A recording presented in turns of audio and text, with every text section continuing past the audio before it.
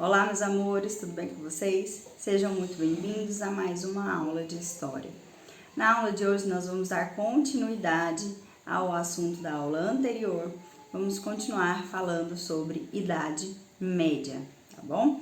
Até então, nós vimos, de quando até quando vai a Idade Média, como a gente consegue dividir esse período histórico entre alta Idade Média e baixa Idade Média. Falamos também sobre as características, que proporcionaram a formação dessa Idade Média, então a ruralização, a desagregação do Império Romano, do Ocidente, todas essas características, por exemplo, das invasões bárbaras, e como isso influenciou na formação de um novo período que é a Idade Média. Por último, nós falamos sobre como a mescla da cultura, e das tradições entre os romanos e os povos germânicos vai influenciar na formação do feudalismo, que é essa característica aí, econômica, esse sistema econômico criado dentro dessa Idade Média, tá bom? Então, por último, nós vimos isso, essas características dos romanos e como algumas, por exemplo, os romanos, eles tinham leis escritas, eles tinham uma organização da sociedade muito diferente da organização da sociedade dos germânicos, dos povos bárbaros, Existia senado, e já nos povos germânicos ou povos bárbaros não existia isso, Era uma tradição muito mais oral, que levava em conta a fidelidade, a honra, as questões de crime, de justiça eram resolvidas geralmente com lutas corporais, Enfim, tinha essa diferença. E na Idade Média, a característica da sociedade vai se dar por meio da fusão aí, da mescla dessas duas características entre os povos romanos e os povos germânicos. Lembro que na primeira aula, na primeira parte dessa aula sobre a Idade Média, eu indiquei para vocês um seriado muito legal que tem lá no Netflix que chama Os Bárbaros. Espero que vocês assistam, porque é muito fácil de perceber essa disputa, essas invasões bárbaras, as estratégias do exército romano, e como isso vai impactar nessa sociedade naquele período, tá? Não se esqueçam, assistam, aproveitem aí o final de semana de vocês, para vocês assistirem, porque vale a pena, tá? Vamos vir aqui para a nossa apresentação, então, para a gente continuar falando sobre essa formação dessa Idade Média, Aqui nós estamos, então, nesse período chamado de Alta Idade Média e como que ela foi se estruturando ao longo dos séculos. Lembre-se que nós estamos falando de vários séculos, da história da Europa Ocidental. Então, é um conteúdo que, por mais que a gente queira, e olha, percebam que a gente fala aqui no ensino médio, o que a gente aborda aqui, o que a gente mostra para vocês nesse ensino médio é apenas superficial, É bem superficial o que realmente foi a Idade Média ou aquilo que a gente, por exemplo, estuda na universidade, Para vocês terem ideia, existe uma disciplina só sobre Idade Média, que geralmente dura um ano, Você vê História Medieval 1, História Medieval 2, para poder conseguir se aprofundar um pouco mais nesses assuntos. E mesmo assim é uma disciplina bem apertada, uma disciplina que não dá tempo de ver tudo, tá? Então o que nós abordamos aqui no ensino médio é bem superficial, tá? Porque nós estamos falando aí de muitos séculos de história da Europa Ocidental. Vem para cá para a nossa apresentação para a gente entender uma característica muito importante da Idade Média, que é a força da Igreja Católica. A Igreja vai ser uma das principais instituições desse período da Idade Média. A Igreja ela vai ter uma força que não vai ser apenas uma força política, mas também uma força ideológica, uma vez em que ela vai aí, ser uma importante influenciadora na mentalidade das pessoas que viviam na Idade Média. Tá? Tudo que as pessoas iam fazer, elas faziam e recebiam e obedeciam às orientações da Igreja. Tá? Isso é muito importante que vocês entendam, esse peso, da Igreja nesse período da Idade Média. A Igreja, a gente costuma dizer que é uma das maiores senhoras feudais da Idade Média. porque além dela ter esse poder sobre a mentalidade das pessoas, e elas utilizavam muito medo para fazer com que essas pessoas se submetessem a esse pensamento religioso, a igreja também vai ser grande detentora de terras, por isso que a gente fala que ela vai ser uma grande senhora feudal. Daqui a pouco, quando a gente for falar sobre feudalismo, isso tudo vai ficando mais claro para vocês, tá? Mas é muito importante que vocês percebam como a igreja católica, como o cristianismo vai crescer, vai se consolidar durante aqui esse período da Idade Média, principalmente durante a Alta Idade Média, tá? Vem cá pra gente entender essa ação da igreja, tá? Primeiro, eu tenho que entender que o catolicismo, né, na verdade o cristianismo, ele foi criado ainda, ele surgiu ainda no Império Romano, né? O cristianismo ele vai ser legalizado, né, ali no Império Romano só com o imperador Constantino em 313 depois de Cristo, por meio de um documento chamado Edito de Milão, tá? Antes desse Edito de Milão, antes de 313, acontece diversas perseguições aos cristãos. E aí, quem é da igreja conhece muito bem essa história, né? A história da perseguição aos cristãos, ok? Então, até 313, o cristianismo era ilegal, era uma seita ali no Império Romano, e eles eram extremamente perseguidos. Somente depois desse documento se torna legal. Mas com Teodósio em 390 que o cristianismo se torna a religião oficial do Império Romano. Até então, o Império Romano era politeísta. Lembra disso que nós vimos? Ou seja, acreditava em diversos deuses, tá bom? É importante destacar também que inicialmente existia uma falta de homogeneidade no cristianismo, né? Quando ele surgiu ali ainda no Império Romano, existiam várias linhas, né, perspectivas desse cristianismo. Não era como é hoje, né, que tem uma igreja, uma instituição, né, seja ela católica, seja ela evangélica, que dita todas essas regras. Ainda não existia essa formação da igreja enquanto instituição. Tá? Então, esse cristianismo, ele era ainda sem essa homogeneidade, sem essa organização estrutural. Isso só vai acontecer ao longo dessa Idade Média. É ao longo dessa Idade Média, principalmente no período da Alta Idade Média, em que essa igreja ela vai se organizar, ela vai se estruturar e se tornar uma instituição poderosa, tá? Aqui eu coloquei para vocês, então, na Alta Idade Média, o cristianismo ele surge, né? Ele vai crescer na Idade Média, principalmente porque ele vai representar uma força de união. Meninos, entendam que a Idade Média é um período extremamente perigoso. Esquece aquela ideia que você criou, que quando você assiste filmes, né, que tem aqueles castelos, por exemplo, da Barbie, que é tudo iluminado, todo limpinho. Esquece disso, né? Isso não representa a Idade Média. A Idade Média é um período extremamente perigoso.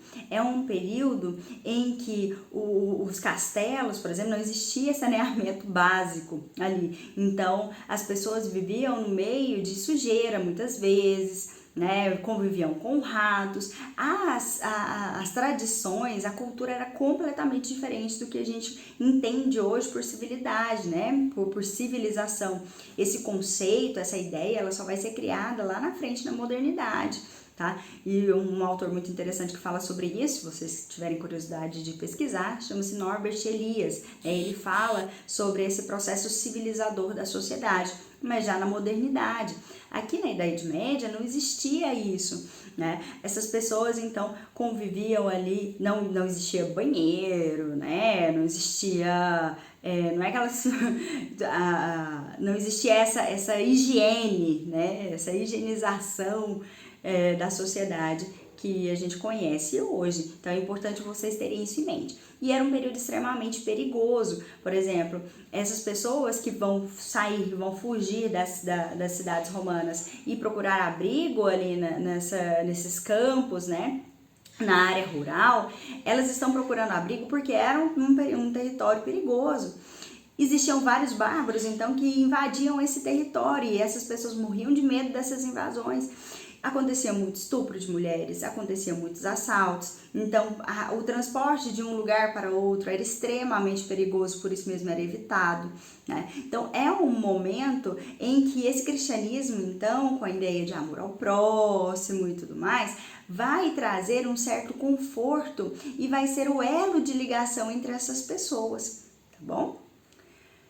Essa igreja católica também, ela vai ter o domínio da escrita, né? Ou seja, a maior parte da população na Idade Média era analfabeta. Quem tinha esse domínio da escrita era apenas a igreja, então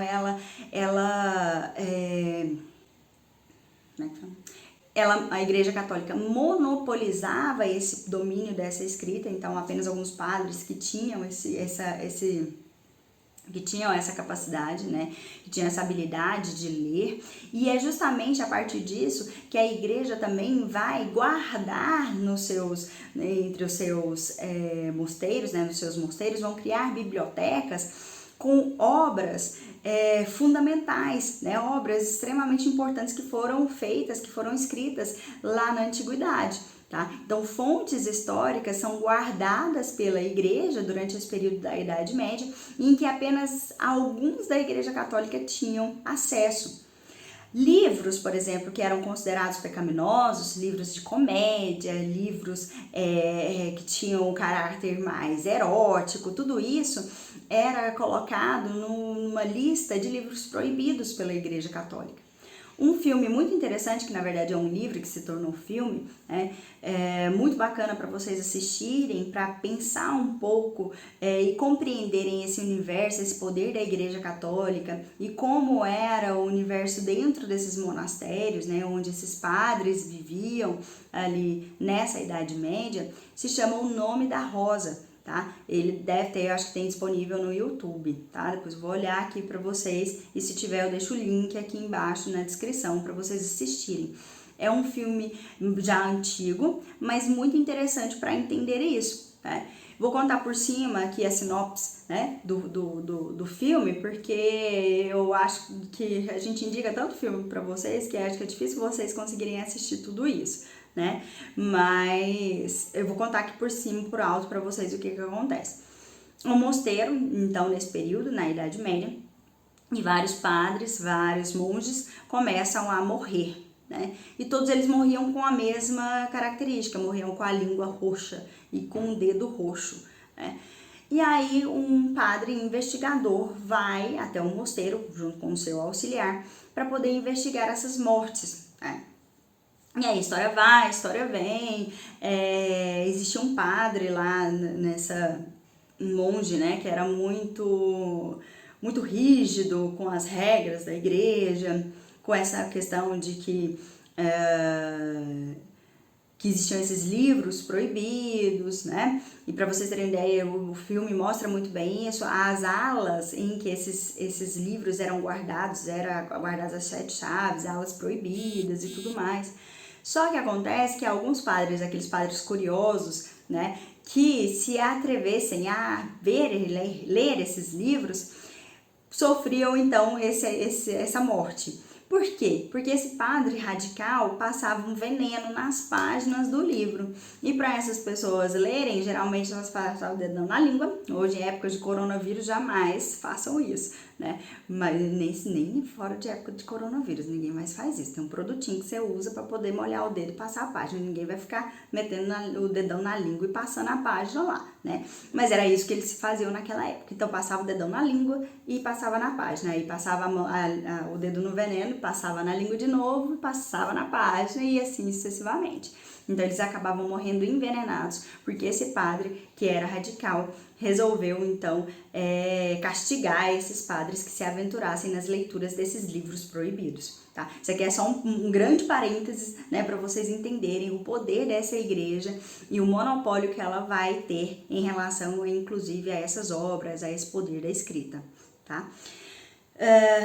Essa igreja católica também, ela vai, de certa forma, colocar, né, condições, ela tem condições de limitar essa violência por meio de regras, por meio de punições, principalmente em relação aos mandamentos, né, proibido matar o próximo, enfim. Essas regras da igreja, essas regras religiosas, de certa forma, vão contribuir para conter essa violência que, como eu disse para vocês, é um período extremamente violento, um período de invasões bárbaras, um período em que era muito perigoso viajar de um lugar para o outro, né? A insegurança era muito grande, tá? Acontecia infinitas vezes estupros, né? A mulher, ela era vista como um objeto, tanto é que a mulher ela vai sofrer também lá na frente, principalmente na Baixa Idade Média, com o Tribunal da Santa Inquisição, que vão acusar essas mulheres de bruxaria, né? Tudo isso a gente vai ver também. A gente vai ver como a igreja fazia no Tribunal da Santa Inquisição para poder torturar as pessoas. Eu tenho aqui algumas fotos mesmo de um museu que eu visitei na época em que eu morava lá na Alemanha, de uma cidade medieval chamada Rothenburg ob der Tauber, e lá tem um museu da tortura, né? Então eu tirei várias fotos pra gente utilizar aqui na sala de aula, né, das cadeiras que eles usavam para poder fazer com que aquela pessoa confessasse que ela era um herege, tá? Um herege é um pecador, tá? Então, volta pra cá. A igreja também contribui na medida em que ela combate, né, nesse período, ela combate o paganismo, as práticas mágicas, né, incorpora algumas, mas ela combate outras, os pecados sexuais. Então, a partir desse momento aqui, desse crescimento e consolidação do cristianismo, passa a ser proibido, né, a ser considerado um pecado, a poligamia, o concubinato, o incesto, então ser casado com mais de uma pessoa, você ser casado e não oficialmente não ser casado na igreja, você ter relacionamentos com parentes, né, tudo isso passa a ser pecado a partir dessa consolidação desse cristianismo. Até então isso não existia, não era uma prática aqui comum antes do surgimento do cristianismo, tá bom? Nesse período também, né, como eu disse para vocês, existem esses monastérios são os locais onde esses padres vão viver, né, vão ali estudar, vão se formar, e aqui é considerado como uma espécie de oásis, né, porque ali nesses monastérios existia essa paz, ninguém se metia com a igreja, porque a igreja ela dava tanto medo, né, por conta desses pecados, se você fizer isso, você vai pro inferno, e isso era matutado na cabeça das pessoas o tempo inteiro, né, e o inferno, você vai arder, é fogo, e tudo aquilo trazia muito medo para aquelas pessoas que só tinham aquilo como fonte de verdade, né? Então, se o padre, né, falasse para você que se você trai seu marido, você vai para um inferno, você não trairia seu marido, porque ir para o inferno é terrível, né? Ir para o inferno é um castigo absurdo, e óbvio que isso ainda é muito forte na nossa sociedade, né, nos católicos, nos evangélicos, né, no cristianismo em geral, essa ideia de céu e inferno, né, de pecado, ela ainda mexe muito com o imaginário, com a mentalidade das pessoas, mas naquela época era só isso que existia, não existia outro questionamento, né, então, muitas vezes, essa igreja, ela utilizava esse medo, essas ameaças de dar um inferno justamente para manipular e para manter essa população sob controle. Ok? É importante a gente pensar sobre isso. Seguindo aqui, a igreja, né, esse cristianismo, ele vai crescendo aos poucos, né? Não é de uma hora para outra que esse cristianismo vai se tornar forte e que vai ter muitos adeptos.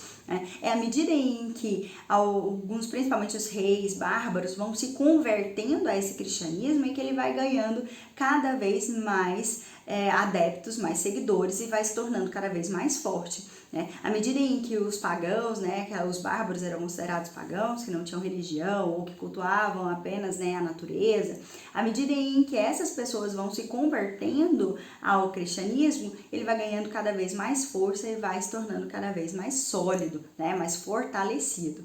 Olha só aqui alguns detalhes sobre essa evangelização e essa consolidação do cristianismo na Europa, né? Por exemplo, o primeiro rei bárbaro a se converter à fé cristã foi o Clovis, né, que era o rei dos francos. Daqui a pouco a gente vai falar um pouquinho sobre os francos, sobre os reinos bárbaros, né, que se formam na Alta Idade Média. E ele se converte em 496. A partir desse momento em que ele se converte ao cristianismo, os seus seguidores, os seus adeptos, o seu povo também vai gradualmente se convertendo ao cristianismo, fazendo com que o cristianismo cresça e se torne cada vez mais consolidado na Idade Média, tá? A conversão, então, acontece uma conversão gradual dos povos bárbaros e fidelidade à igreja, como a gente já falou aqui, como essa fidelidade ela acontece, né? Principalmente por meio, utilizando desse medo das pessoas de irem para o inferno, de sofrer essas punições se elas cometessem esse pecado. Então, a igreja ela tinha esse poder manipulador. Ali na Inglaterra e na Escócia, essa conversão acontece por meio dos monges irlandeses, né? Que vão fazendo esse trabalho de conversão nessas ilhas britânicas. E ali nos povos germânicos isso acontece principalmente por meio de um monge inglês chamado Bonifácio, ali no século VIII, né, que contribui aí para essa conversão desses germânicos. E como eu disse para vocês, à medida em que eles vão se convertendo ao cristianismo, esse cristianismo vai se tornando cada vez mais sólido, cada vez mais poderoso, ok? Vou deixar aqui para vocês, nesses últimos minutos de aula, né, nesses últimos 10 minutinhos de aula, um texto para vocês lerem e algumas questões em relação a esse poder da igreja no período da Idade Média. Leiam com bastante atenção, registrem no caderno de vocês as perguntas e as respostas, tá? Não se esqueçam de fazer esse relatório, o relatório da aula é fundamental, tá? E assim que nós tivermos aí um posicionamento sobre como vocês vão inserir esses documentos, né, esses relatórios, se vai ser em uma plataforma ou se vocês vão enviar pelo WhatsApp pra gente, a gente fala para vocês e vocês já encaminham todos esses materiais que vocês já estão fazendo, tá bom? Qualquer dúvida, estou à disposição, não se acanhem, não precisam ficar com vergonha, né, para enviar mensagem, áudio, perguntando, porque isso é muito importante para que vocês entendam, para que vocês compreendam o conteúdo e que haja aprendizado, tá bom? Beijo e até a próxima. Tchau, tchau.